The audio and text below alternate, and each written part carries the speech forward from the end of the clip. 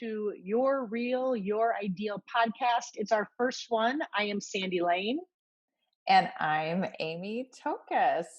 Sandy, how you doing? Wonderful. I'm We're in so two different excited.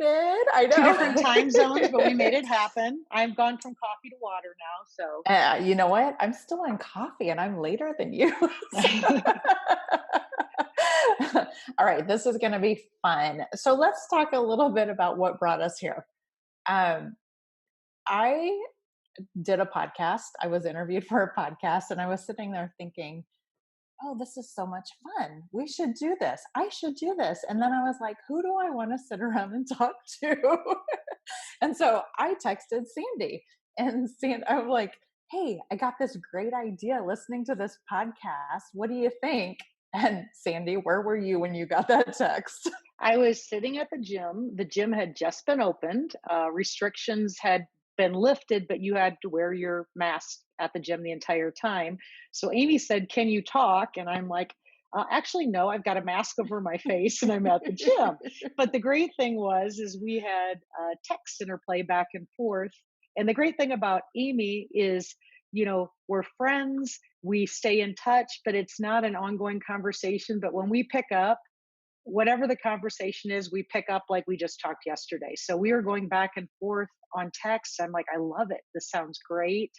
I think the other thing is back to COVID and me being at the gym, things have changed so much in the last few months. Uh, the fact that we're able to do Zoom and do it comfortably and record and be able to do the visual and the audio, it's like, yeah, let's talk.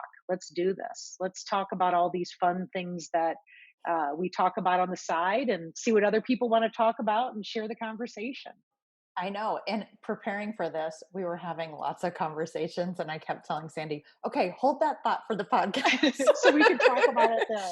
I know.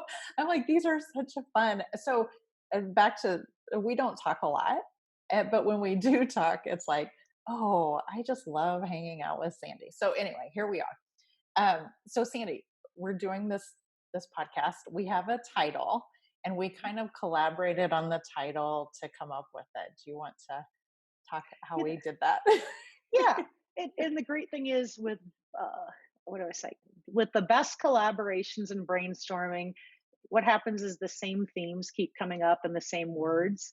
And Amy was talking about how she had just done some for her business, some strategic planning, and the word real kept coming up and authentic. And that really resonates with me. It's interesting over the last, oh, I'd say 5 years, there's different things, either branding or workshops that I put on, or even different things that I've taken in where you come up with a brand statement. And it always, for me, it always came back to, what am I here for? I'm here to help people reach their ideal, but accepting them in the real. And I think that's really important, that you have to start with your real and people have to accept each other for their real while trying to get the best out of it. So those words, real and ideal, kept resonating as themes for us personally through what we do professionally. And yeah, it went from there. Yeah, and I like the what you just said. Didn't you, you said you're reaching your ideal through your real?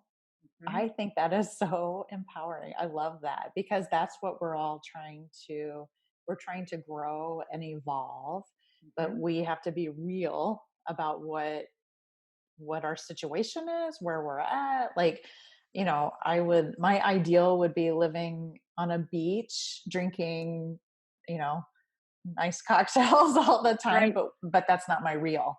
But, so And it's, it's, the other conversation we had, Amy, when we were talking about this, where we said, save that conversation, is we live in a world that people look at social media, they watch videos, and they oh see yeah. these things as ideal. And first of all, they really don't understand, is it real? Is it real? And what is that person's real? And we have kind of a cloudy view of what ideal is. Yeah. And really getting back to the real of the matter and what really brings that ideal, that ultimate happiness that you're looking for. Right. And is that ideal realistic? Like Right.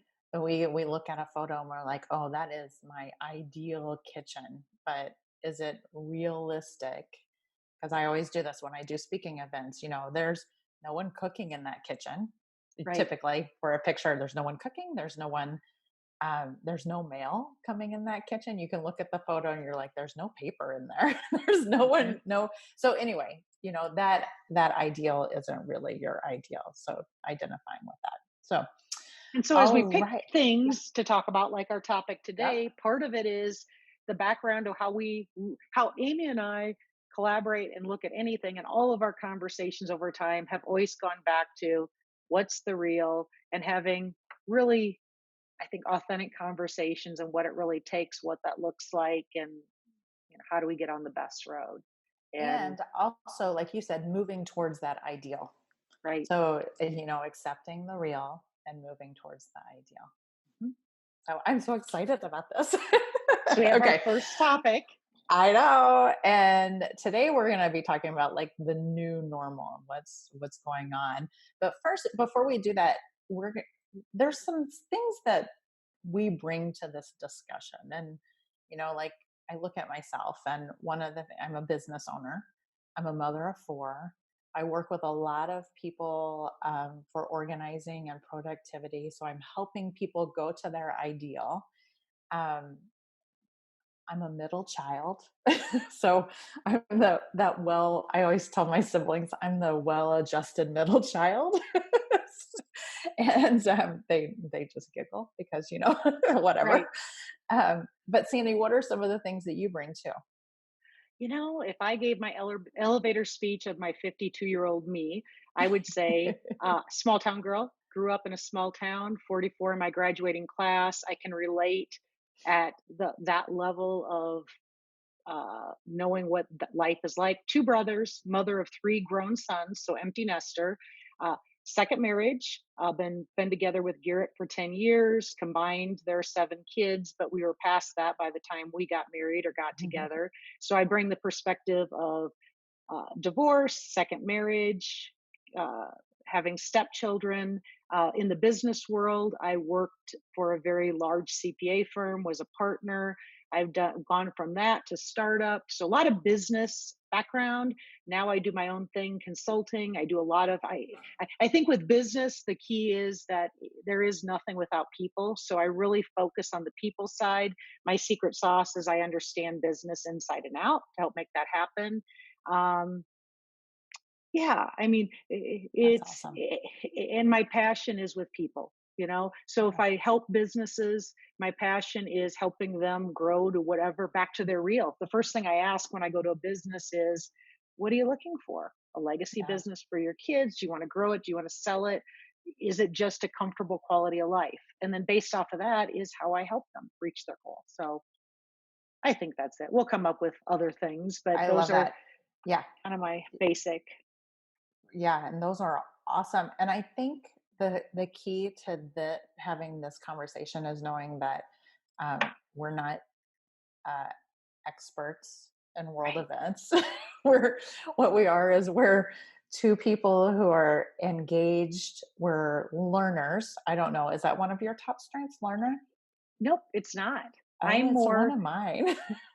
nope, it's not. Married to a learner. And, that's a whole nother one too, is back Yeah, to conversations on differences between people and my husband and I, and how we have some core things that are exactly alike and we have other things that are completely opposite. But that yeah. is not. But I'm very high in relationships. Oh, And yeah. so I'm very interested in people's stories. Nice. That's good. That's good. And I love learning about people's Right. stories. And I love learning. I just love reading stuff and learning about Yes. people and things. And yeah, I think I almost irritate my family because I always have my nose in a book. Right. So Right. anyway, that's fun. All right. Are we ready to talk Our about where topic we're of the at? day. Yeah. Okay. Topic of the day, our new normal. Um, so, right now, what's going on? We're June 2020. 2020 has been a rocking year so far. We are kind of in the middle of this COVID, I guess. I don't know where we are in it, but we're somewhere in it. And we've Somewhere in it. experienced shutdowns, and we've really had an opportunity to regroup. So how are you doing, Sandy? What's your current state? Like, or how you Okay, feeling? feeling good. I am in Durango, Colorado. One thing that's interesting is we actually bought a house right before COVID hit, and so we closed on that house, moved furniture from Omaha in April. I mean, it was. I tell you that was probably the diciest thing because Durango is population 17,000 people with a lot of mountains. So doing social distancing, um, my stepson was in New York for all of this, so you can imagine the differences when we would have conversations about it. Um, the interesting thing is, so it's my husband and I. We're empty nesters, and my father-in-law moved in with us January 1st. So it's been actually I went from having three sons in the house to being by three males again. So a lot of cooking for me, for my father-in-law, and my husband. The third is my dog Zeke. Oh. A lot of I was walking the wondering dog. when you Yeah, the said three, third I is was like, Zeke. who's the third? And then actually my youngest moved to Durango, but he's self-sufficient, has his own place while we were here with friends. But I would tell you, it because I had less time to. I wasn't traveling. Usually we already my husband and I both have the remote thing down. We were both working remotely, but we both travel typically one time a month. So it is interesting when the travel goes away how much more productive time you have. Again, I missed that touch, but it wasn't expected. But when that was gone, how much more time we had. And so I've been able to tackle some other projects. I've been working with my mom on her family book. I've been able to launch a couple of Mm. workshops, projects, a book that I've been working on. So I've found the downtime. And then the other thing, Amy, and you talked about, I'm an extrovert and I love interacting with other people. So I had gotten involved with the Chamber of Commerce here. I was one of their diplomats, and I kind of hit the fast track of having something going on about every other night. And that went on hold. And I don't think that was a bad thing because it made me catch my breath and say, okay, do I really want to hit the ground running, which is my tendency, or do I need to savor our dinners together here at home, making Yeah. sure my father in law is acclimated and being able to go on with that. Yeah. Hold on. I'm going to cut this. We'll cut. It's Okay. perfect. No, it's fine. No, it's fine. I get it. I'm waiting for mine to come. I know. Are you done? Nope, not done. But the other interesting thing, and Amy, I'll go over to you now. That I tell you, one of the reasons we moved to Durango, and that's a whole other that's a whole other story. It's But been a we were, journey, right? it's been a journey because my husband and I had committed to each other when the kids were out of the house. He was originally Denver, I was Omaha. That we were going to go new. We lived in Boise for a year, and one of the choices why we chose Durango. One of my main choices is I would be closer to my parents in Arizona, and I could actually that would be the first time it'd be drivable for me to go see them. So that was one of my big things.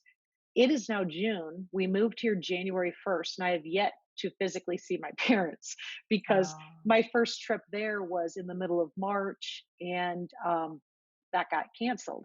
But the interesting thing part is, Amy, I see my mom. I Zoom with her 4 times a week between the projects we're doing together. We do silver sneakers. She misses her gym class, and she leads my niece who lives in Omaha, me in Durango, and my mom in Arizona. 3 times a week, my mom leads silver sneakers exercise for the three of us, and my niece is 26 years old. And then we do a Zoom call with her sisters every week. So the interesting thing, back to a positive thing with COVID, is I've seen more of my mom, which was my goal, but I haven't physically seen her. I can't wait to hug her, but boy, did it remind me of the fact that I could have done that before, and why wasn't I? Back to why wasn't I talking to my mom 4 times a day or seeing her doing these things? right. Because I got off the hamster wheel and I was more intentional. Yeah, that hamster wheel, the stopping of the hamster wheel has been huge. And I agree. Like, taking a step back and everything stopping, it's made us shift our focus onto the relationships and what's really Right. important. And I can tell you, people are in their houses and nobody's saying, I wish I had more stuff in my house. People Right. are saying, I miss the people, I miss the conversations. And so I love the way people are shifting and coming up with new ways to connect, and knowing that we can't be in the same room possibly, and maybe we can now if we're careful. But um, there was a time when they're like, just stay home. And there's been all sorts of fun things that have come out of it. For me, the fun piece was my oldest, who's 24, moved home, and she has not been home since she was 19 for any kind of extended period of time. And she was told to stay at home. And she has a tiny apartment in Kansas City, and she's like, well, I'm working from home in this tiny apartment, I'm going to work Right. from your house. So Perfect. she came, she brought her cat, which we don't have cats. We have two big dogs. The dogs loved the cat. And Really? Oh, good. one of them ignored. The other one was very interested, kind of thought it was a squirrel in the house.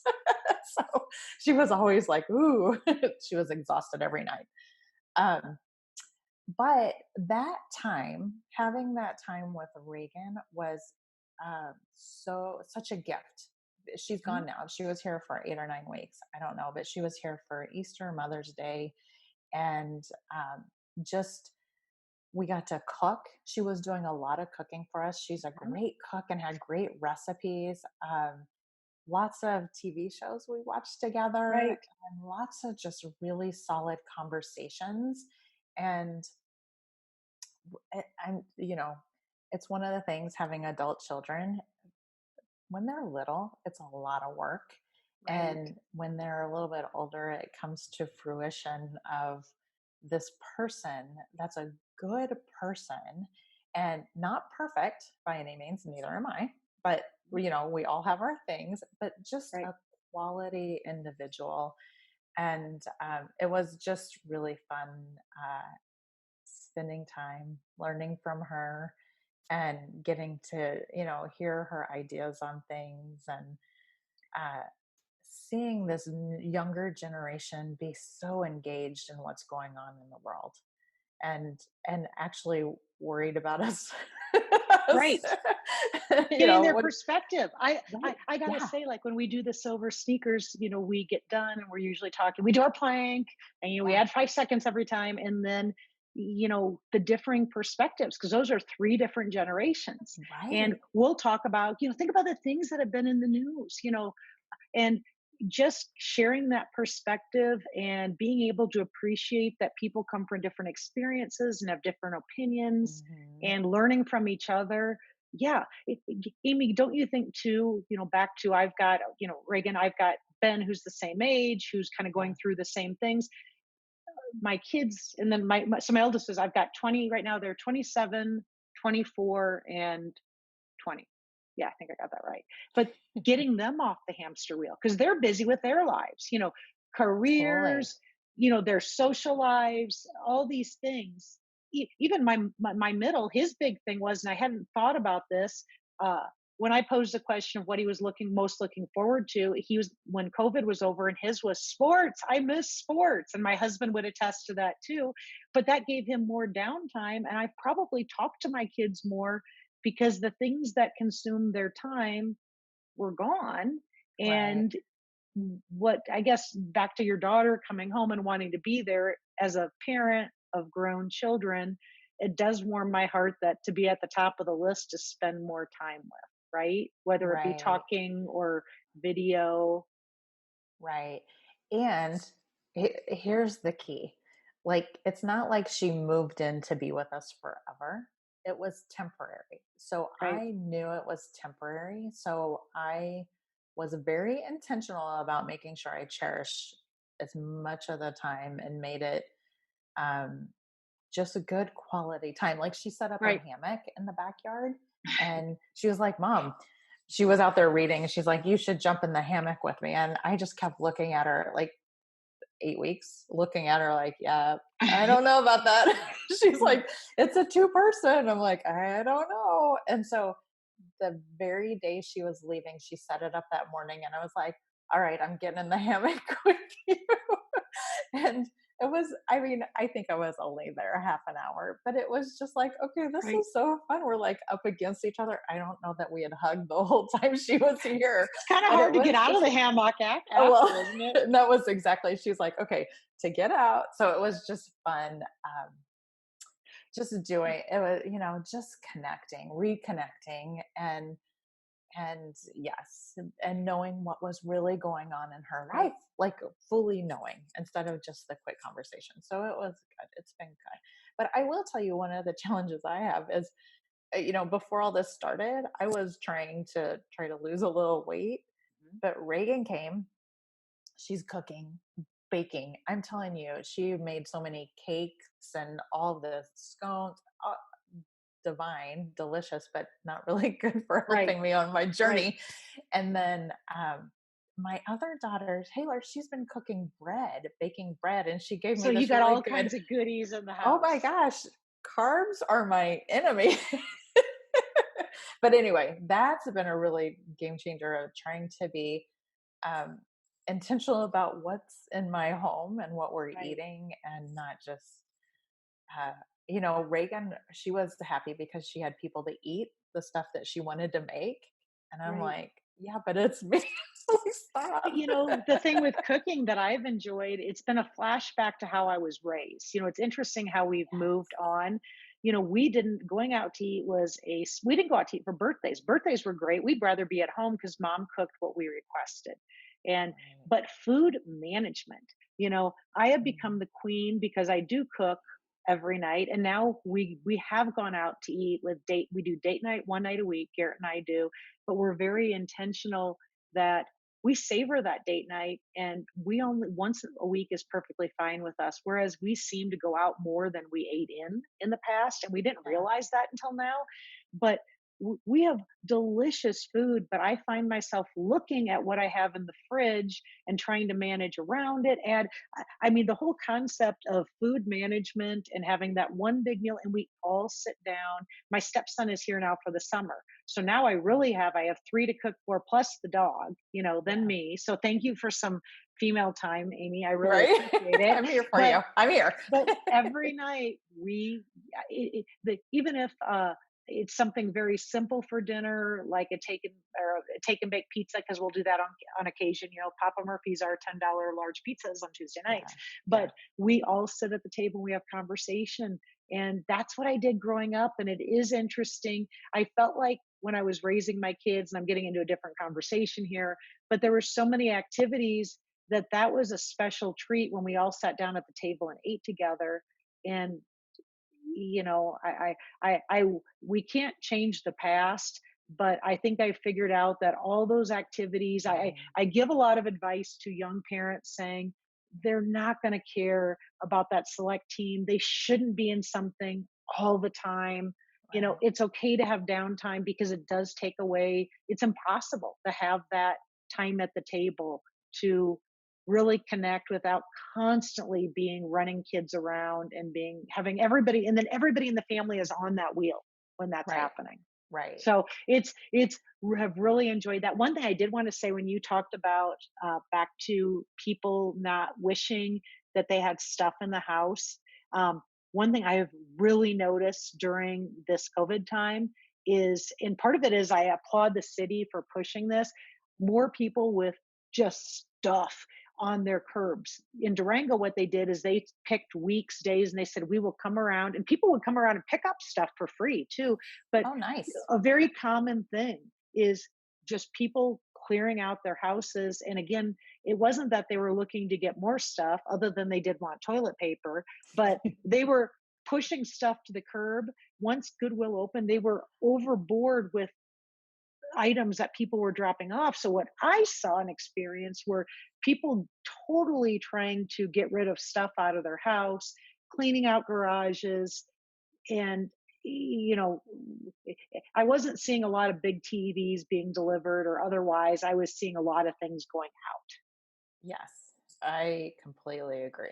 I think, yes. Yeah.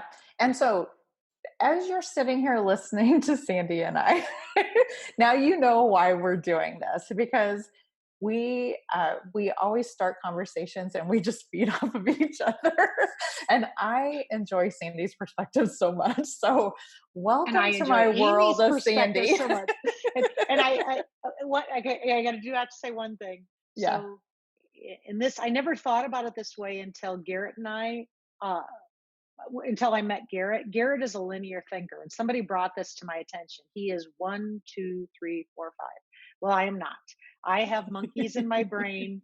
The squirrel runs rapid, and he would just, I could almost see him glaze over in his eyes as I'm going on to a new conversation. And he's learned to get used to me, but he'll tell me because somebody said, well, you do know he's a linear thinker and you're all over the place. And you might have to bring it in for him. And so back to the art of compromise and relationship, Mhm. he will use the words with me. Okay, you got me at 3. I think you're at about 8 right now. Can we go back and can you, or can we go back to that conversation? We're going to table this one. And I try to be much more self-aware that I gotta chill. So Amy, if I go into too many subjects, just say, you know, bring the monkeys in, We'll one bring monkey that at a next time. time. I know, I know. And I feel like these conversations are some of them are going to be running themes Right. through almost all of our topics. Like we have this list of topics we'll be talking about, and so stuff's just going to come up, and you guys are going to get to know us through just these things that we talk about and the themes that are central to our core values and things like that. And, you Right. know what who we are. So let's move on a little bit. One of the things that we want to do in this podcast is talk about questions. Like Sandy, so what we're going to be doing, we're going to be asking our listeners to send in questions and we'll talk about whatever you guys are interested in talking about. I shouldn't say whatever. There will be some things we won't talk about, right? Some things. But send them in. We'll weed them out. Um, just know that you're not getting help from a professional psychologist or nutrition. We're not those people, but we are. Um, there's some wisdom in the room. That's what I always think. There's a little bit of wisdom here, and I'm talking about Sandy. It's wisdom in knowing that most of the wisdom comes from the mistakes made and learning from them. You know, Totally. and how the more life experiences, the more times that we took a step the wrong way. Hopefully, it bettered us to take 2 steps the right way after that. Right. And sharing that and being Right. vulnerable and like letting just being authentic ourselves and knowing Mhm. that yeah, everybody's on a journey. Okay, so Sandy, you wanted to share. You did a Yeah. little question. Why don't you talk about your Yeah. Yeah. Yeah. question Yeah. you put out there?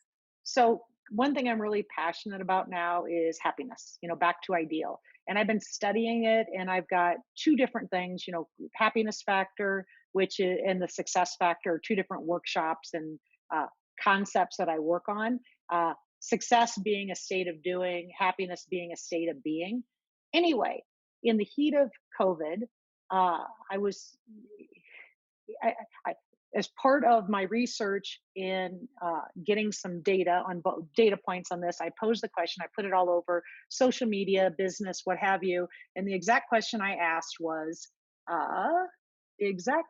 asked was, what are the first 3 things you're going to do when the virus restrictions are lifted? And I got 200 responses. People were, it gets back to the happiness of talking about. And I tell you, it was April 11th when I did this. And that was, we were probably 3 weeks deep of trying to figure out what that normal was like, working from home, no travel, social distancing, masks. And what was interesting, and again, there's different things we can push out that you can have access to. I actually have a video that gives the summary and pulls it all together. But what was very interesting, and some of these things aren't going to surprise you, the um, the top 10 items were: number one, family; Mm, number two, hugs; Number three, and again, people use some very clever ways to say these different things. So I put them in that general theme. But the number one thing they wanted is they wanted to see their family. Okay. The second thing is they wanted to hug again. And actually, people are fearful that they'll never be able to hug again. But that touch, that physical touch. Three was Mm. friends. Four was restaurants and bars. Five was beauty, hair, mani pedi, spa. Six was just general freedom. Seven was shopping. Eight was travel. Nine was going to church, having communion, and 10 was the gym. And the being the financial person in background, I'm always kind of trying to look at stats, and I actually have this beautiful graph I'm looking at over here. But when I put Well, them in categories, of course, I put them in categories. I used yeah. to do Christmas. I used to do Christmas letters with with statistics of the kids on different, you know, how many Happy Meals, what have you. So we'll let that one go. But of what are the top things people wanted to do, 40% were relationship based. And, really as humans, that emphasizes one of our greatest needs, and that is having meaningful relationships. Second, at 31% was personal luxury, things that we do day to day, Mm. whether it be shopping, whether it be going to the grocery store when you want, being able to get the hair done, the petty, really being grateful and missing the personal luxury, I think freedom, it's a adventure, lot of like haircuts. right? Right? People Haircuts, wanting to be able to go get a haircut, right? especially at the middle of April when hairdressers weren't available. It provided some entertainment for us, Amy, though, to see Oh, some of the bad totally. ones that came out or trying to learn. Or yeah, all the videos of how to. I cut my bangs during this period because I was like, actually, I created bangs anyway. That's a whole different I think I story. did. I think I did.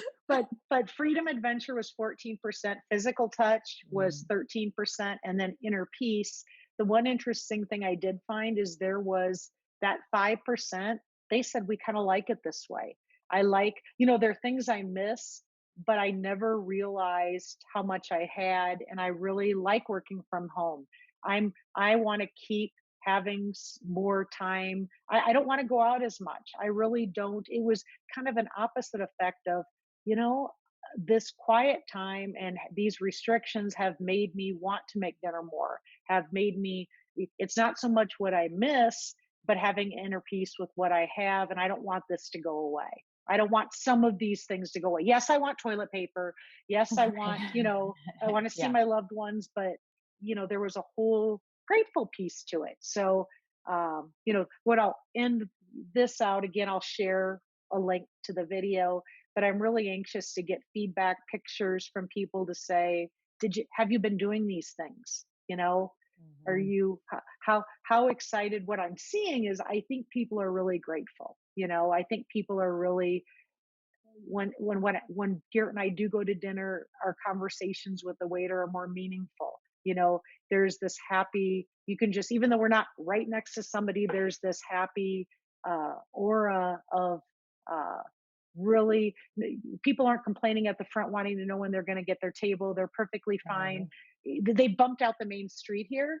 And so when you bump out the main street, um, people can sit more outside, but people are just much more chill, I think, with Yeah. more smiles. That's what I'm seeing. What are you seeing, So Amy? you know what? One of the things I want to say, it'll be interesting. Um, Before all this happened, I used to talk to people about scheduling your priorities, and people used to always say relationships were a top priority, either family Mhm. relationships, friends, whatever it was. That was one of their top priorities, was maintaining relationships. Yet, um, when I challenged them on that, they didn't have anything on their schedule related to relationships. So I said, if it's What a a great point. priority, then we need to get it on the schedule. So, what people were doing, like a lunch with a friend, they would say, oh, I want to have lunch with so and so, but I'm just so busy. And so then it would go a month, 2 months, 3 months, and they were never really It's a great fostering point. these relationships. And so it'll be interesting to see, because you said 41% mentioned relationships. It was And relationship based. right, if there's a little bit more intentionality that continues on from here. So I know right now we're being intentional by doing the Zooms with family, doing your silver sneakers with your Right, mom. You know, we're being very intentional right now. I wonder how much of that will carry over, right. or if people's schedules will start taking over again and they'll kind of forget.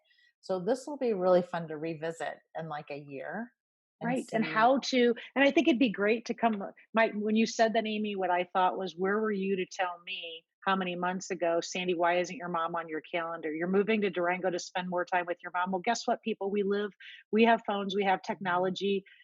Don't I'm the queen of, if it's not on my calendar, maybe I'll put it off till tomorrow, and that Right, intentionality of continuing that, right. because you can't change the past, but how do we break ourselves of getting into the same bad habits of not prioritizing the relationships? Exactly. Exactly. It'll be interesting to see how this changes us. I hope it changes Mhm. us for the better. Yeah. One thing about relationships too is people will say, or I have used being with your spouse, both working from home.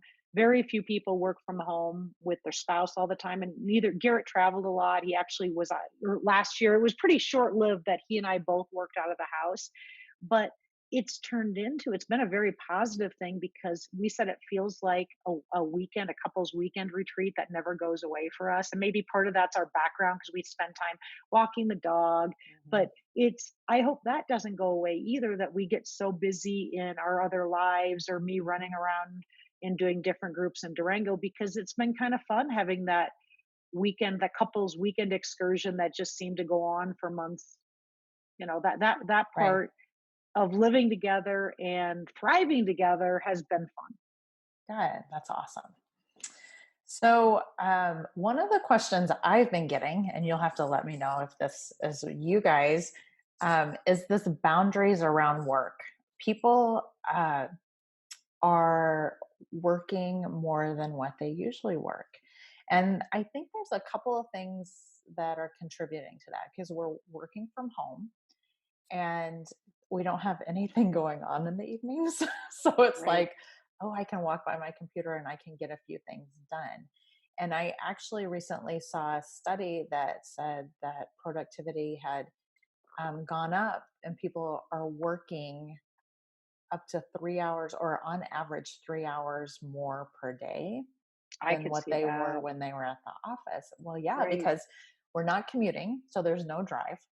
Right. And then you might stop and have dinner, but you're like, oh, there's an email. Well, I don't have anything else going on. I'll go answer the email, or um so this thing about boundaries has keeps coming up for a lot of people.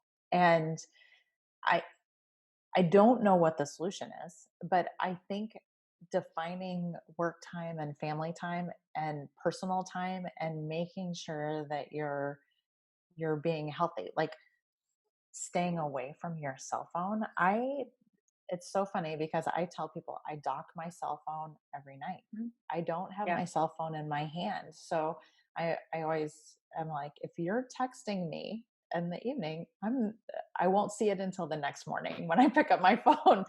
And I communicate that with my family and my close friends so that they're completely aware, because if there's an emergency, they should probably call someone else Right. because I don't have my phone in my hand. Right. But I think having good boundaries, and everybody gets to set their own boundaries. So how are you and Garrett? It sounds like you guys are doing really good with your boundaries. Pretty much. I would tell you, it's actually a good compare contrast, because he's here not traveling, he seems to be working, and he'll say this a lot more. Yeah. And I'm very intentional about certain things.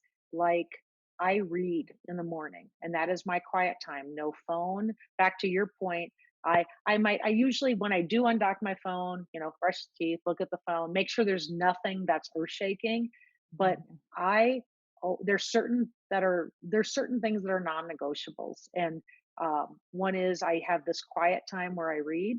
And I know exactly, sometimes maybe, some days I'll say how much I'm going to do of that. I always walk the dog for an hour, and that's quiet time to do that.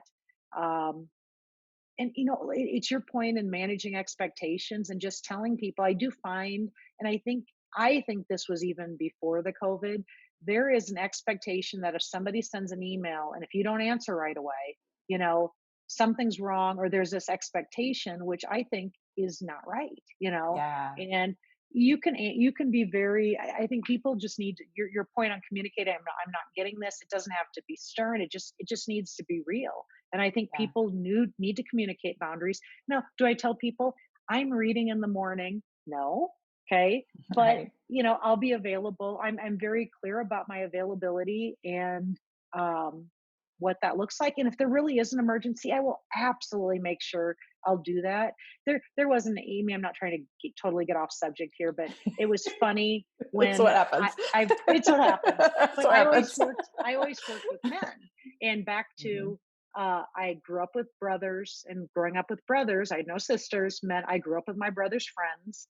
And when I was in the business world and worked for the CPA firm, I was the only female partner for the longest time, and it was dominated with men. And I learned a lesson early on, and women tend to be worse about this.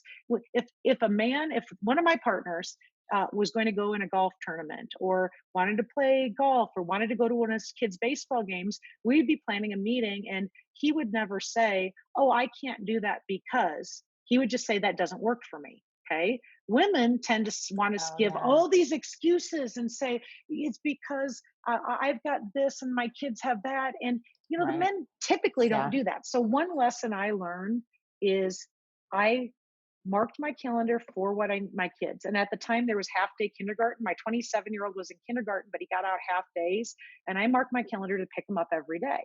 Now, when they tried to set meetings, I learned, I did not say, "I'm picking up my son from kindergarten." But what I found is, by saying I have a conflict, okay, fine, we'll do it at one, or what have you. Most of the time it got moved. If it couldn't get moved and my conflict was picking him up, I simply said, "Okay, I can make that work. I'll move that." And I had somebody pick him up. I picked him up that entire year.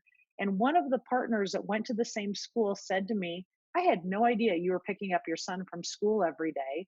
And he's like, "That's really good." I'll remember that compliment of, Right. you showed up when you needed to show up. You showed up for him when you needed to show up. And I really admire how you balance that. And when he told me that, that lesson lasted for me forever, in saying you can set boundaries, but you don't have to tell people why. You Right. don't have to do that. And I think women make the mistake of not wanting to set boundaries, or when they do, they have to give the reason or convince somebody. And you don't need to do that. Right. I think you're spot on. We do try to justify it. And another another piece of this is people who are leaders, either in your business, in your family, well, I don't know about family, but I'm talking more about business type stuff. But any kind of leadership role that you have in work that you're trying to have boundaries around, Mhm. I think you're a role model in that. So I don't send emails in the evening.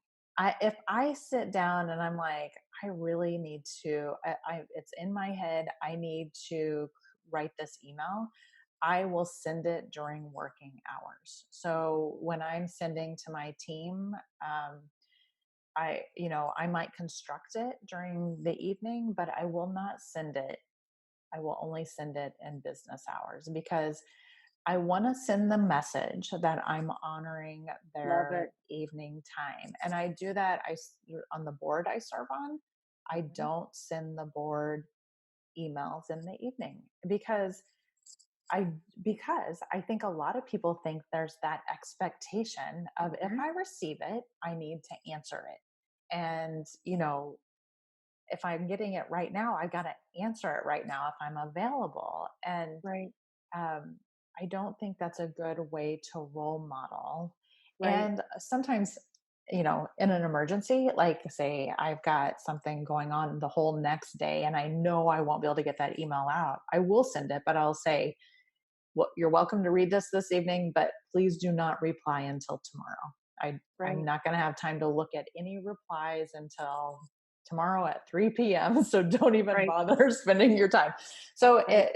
it helps communicate that not only I might be sending it, but I'm honoring their time and that they can stick to business hours. So, okay. So one of the conversations we had about this podcast, Sandy, was it's Mhm. not going to be really long. Right. So we Remember? gotta stick I with know. that. I was sitting here looking at the time. I was like, holy cow, we can talk a long time. So hopefully this will be the longest one that we have. We'll see where it goes. We haven't edited yet. You might get That's this and true. say, "Well, it isn't long at all because Right, we've right, done such right. a good That's job true. editing." Right. That's true. We could cut it down maybe, but there's some good stuff in here. Yeah. Okay.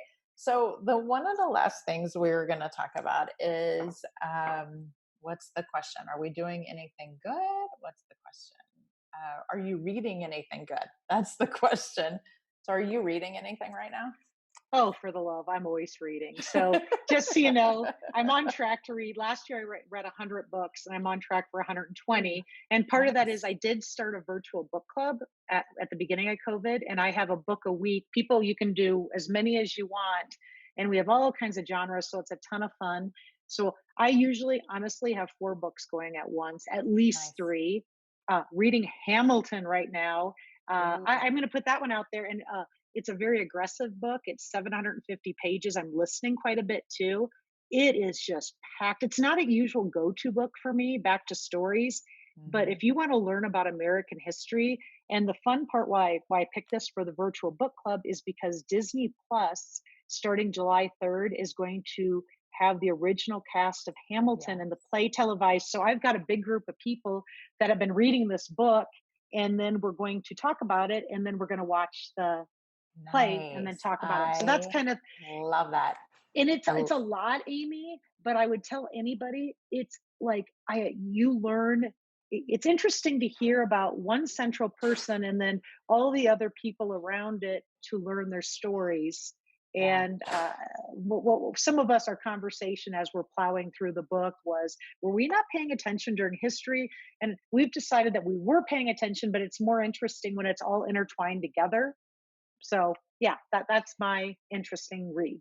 Isn't that interesting? I on that same thread, I did the John Adams biography, and Okay, I did it, and I had heard that it was good, and I had done it in preparation. We were doing an keep East talking. Coast tour. Yeah, we were doing an East Coast type of tour, and so I was like, oh, there you go. That's it. Yeah, exactly. So, have you read it? Because No, it's on my really list. good, really Okay, good. good. But we did like Philadelphia and Boston and went up the East Coast. Anyway, just having a different perspective on that type of a tour, it was like, oh, so just it was really good. I enjoyed it. That was a few years ago. It's on my list. Now, Amy, I'm Yeah. probably not going to tackle it right after Yeah. Hamilton, but I'd After like to Hamilton, finish take it. a break. I Yeah. think maybe around Halloween time, I'll be ready for it. Right. I'm with you. I totally agree. Okay, so I'm reading this book, or I just finished this book, and I'm just going to tell you. Can you see it? In Praise of Wasting Yes, Time. yes. Okay, this gentleman came to Kaneko, which is a gallery here in Omaha, and did Love a speaking Kaneko. event. And he's got a TED Talk. And so I got his book because he was talking about In Praise of Wasting Time. Now, this was in February, and went to this, and I got this book because I am a huge person of, I love that time just to be in my thoughts. And it's Right, all about that time without a task, time without a goal, and how to recapture that.